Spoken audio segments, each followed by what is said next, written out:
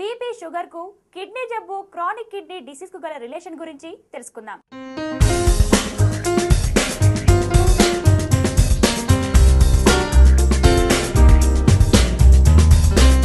BP and sugar అనేటి ఏంటంటే silent killers అంటాం. చాలామంది ఏం చేస్తుంటారంటే బీపీ అనేది నార్మల్గా రెండు రకాలుగా ఉంటుంది. ఒకటి సిస్టోలిక్ బ్లడ్ ప్రెషర్, రెండవది డయాస్టోలిక్ బ్లడ్ ప్రెషర్. బీపీ ఎప్పుడు రాసినా కానీ మనం పైన ఒకటి రాస్తాం, కింద ఒకటి రాస్తాం.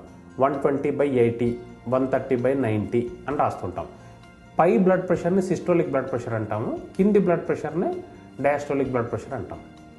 సో చాలామందికి ఈ బీపీ ఎక్కువగా ఉన్న వాళ్ళకి ఏ లక్షణాలు ఉండవు, సిమ్టమ్స్ ఏముండవు. ఏదో ఒక దానికి డాక్టర్ దగ్గరికి వెళ్తూ ఉంటారు. అప్పుడు చెక్ చేసి మీకు బీపీ ఎక్కువగా ఉంది, మెడిసిన్స్ వాడాలంటే చాలామంది ఏం చేస్తుంటారంటే దానివల్ల లక్షణాలు ఏం లేవు కాబట్టి ట్యాబ్లెట్స్ అనేవి నెగ్లెక్ట్ చేస్తుంటారు.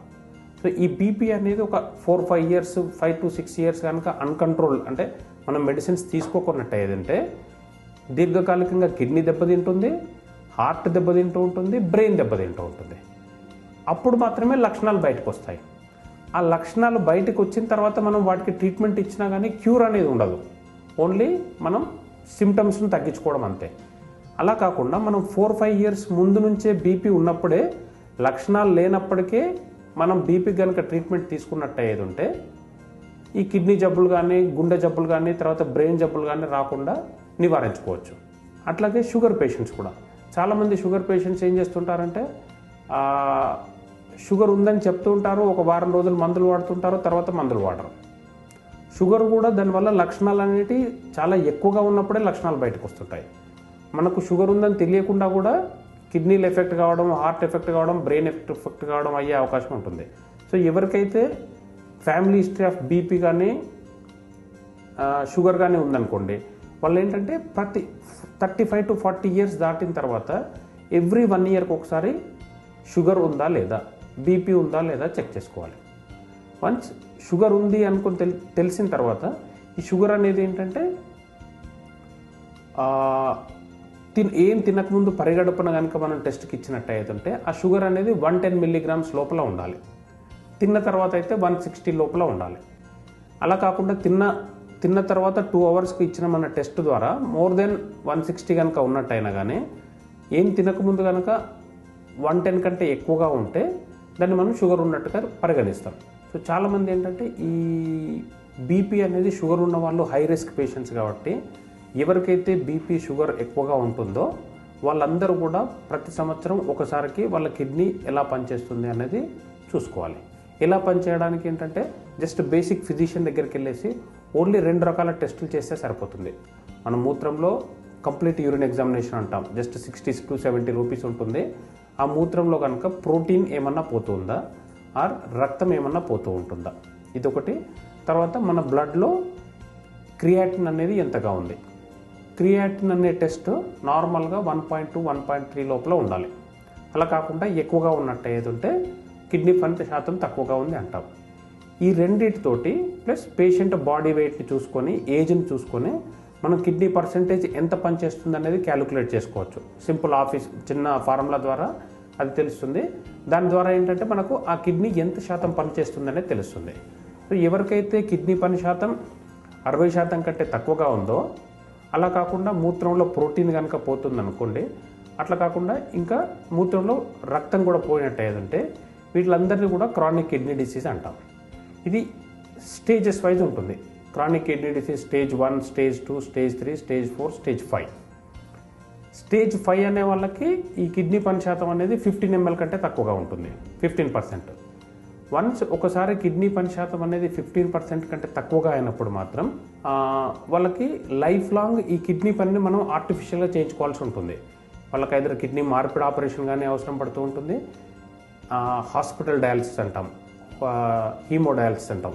వారానికి 3 సార్లు హాస్పిటల్కి వెళ్ళి రక్తాన్ని శుద్ధి చేసుకోవడం, హీమోడయాలసిస్ అంటాం. అది కాకుండా ఇంట్లో చేసుకునే డయాలసిస్ ఉంటుంది, దాన్ని పెరిటోనియల్ డయాలసిస్ అంటాం.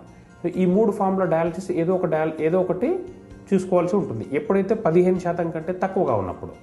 అలా కాకుండా సపోజ్ మనం ఈ ఇయర్ టెస్ట్ చేసినప్పుడు వాళ్ళ కిడ్నీ శాతం 50% ఉంది. 50% ఉన్నప్పుడు 50%లో ఏం లక్షణాలు లేనప్పటికీ కూడా ఎందువల్ల ఫెయిల్ అయింది అనేది ఫర్దర్ టెస్టులు చేసి దాన్ని కనుక ట్రీట్మెంట్ ఇచ్చినట్టు ఏది ఉంటే మనం లాస్ట్ స్టేజ్కి పోకుండా కాపాడుకోవచ్చు. వన్స్ ఒకసారి షుగర్ ఉంది అని తెలిసిన తర్వాత ట్రీట్మెంట్ అనేది ఖచ్చితంగా తీసుకోవాలి. మనకు దానివల్ల ఏమి ఇబ్బందులు లేకుండా కానీ ఫ్యూచర్లో ఒక 5-6 ఇయర్స్లో మన కిడ్నీ జబ్బు, హార్ట్ జబ్బు, బ్రెయిన్ జబ్బు రాకుండా ఉండాలంటే దీన్ని జాగ్రత్తగా కంట్రోల్లో పెట్టుకోవాలి. అలాగనే బీపీని కూడా.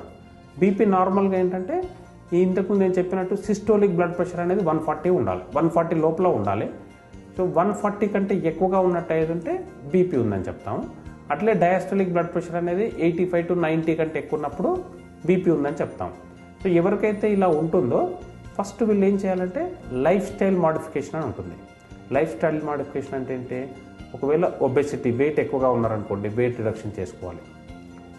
ప్రతి వాళ్ళు కూడా వన్స్ ఒకసారి బీపీ కానీ షుగర్ కానీ వచ్చిందంటే everyday at least 30 to 45 minutes of regular aerobic exercise, either walking కానీ ఏరోబిక్ ఎక్సర్సైజ్ కానీ చేయాలి. మన నార్మల్ ఇండియన్ డైట్ కనుక తీసుకున్నట్టు ఏదంటే ఒక రోజుకి మన డైట్ 6 నుంచి 8 గ్రాములు ఉంటుంది నార్మల్ యావరేజ్ కన్సంప్షన్. సో ఈ సాల్ట్ అనే దాన్ని మనం 2 grams కంటే తగ్గించుకోవాలి. ఇలా తగ్గించుకున్నప్పుడు ఏంటంటే బీపీని మనం మెడిసిన్ లేకుండా కూడా, తక్కువ మోతాదులో ఉన్న బీపీని అయితే మెడిసిన్ లేకుండా కూడా కంటిన్యూ చేసుకోవచ్చు. రెగ్యులర్గా ఎక్సర్సైజ్ చేయడం, సాల్ట్ కన్సంప్షన్ తగ్గియడం, ఎవరికైతే ఈ స్మోకింగ్ అలవాటు ఉంటుందో స్మోకింగ్ మానేసేయాలి. సో జస్ట్ ఈ సింపుల్ 3 measures చేయడం వల్ల మన బీపీ అనేదాన్ని ఒక 30 to 40 mm తగ్గించుకోవచ్చు. సపోజ్ బీపీ 160 ఉన్న వాళ్ళు కూడా వెయిట్ రిడక్షన్, స్మోకింగ్ అవాయిడ్ చేసి సాల్ట్ తగ్గియడం, రెగ్యులర్గా ఎక్సర్సైజ్ చేయడం వల్ల ట్యాబ్లెట్ లేకుండా 160 నుంచి కూడా 120 వరకు తీసుకొని రావచ్చు. సో ఎప్పుడైతే ఫస్ట్ టైం బీపీని డిటెక్ట్ చేసినప్పుడు ఈ అడ్వైస్ అన్ని ఫాలో చేస్తాం. ఫాలో కనుక చేసిన తర్వాత బీపీ కనుక నార్మల్గా వచ్చినట్టయితే మెడిసిన్ లేకుండా సేమ్గా కంటిన్యూ చేసుకోవాలి. బట్ ఇవన్నీ చేస్తున్నాక కూడా 3 months తర్వాత బీపీ అట్లే ఎక్కువగా ఉందనుకోండి, ఖచ్చితంగా మందులు వాడుకోవాలి. సో ఇలా మందులు వాడడం వల్ల ఫ్యూచర్లో బాడీలో అదర్ ఆర్గాన్స్ ఎఫెక్ట్ కాకుండా చూసుకోవచ్చు.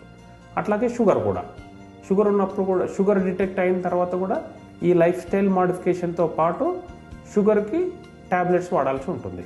సో షుగర్ను, బీపీని కనుక మనం చాలా జాగ్రత్తగా కంట్రోల్ చేసినట్టు ఏదంటే ఈ దీర్ఘకాలిక కిడ్నీ జబ్బు రాకుండా, దీంతోపాటు హార్ట్ జబ్బు, తర్వాత బ్రెయిన్ పక్షవాతం ఇట్లాంటివి రాకుండా మనం చూసుకోవచ్చు.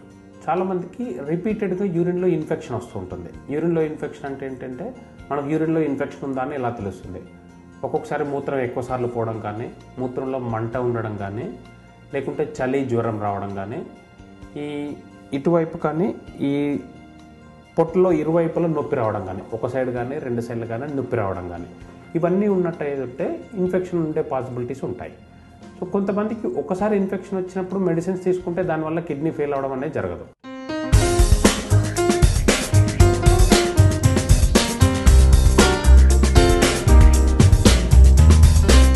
ఇదండి ఈరోజు ఎపిసోడ్. రేపటి ఎపిసోడ్లో మళ్ళీ కలుద్దాం.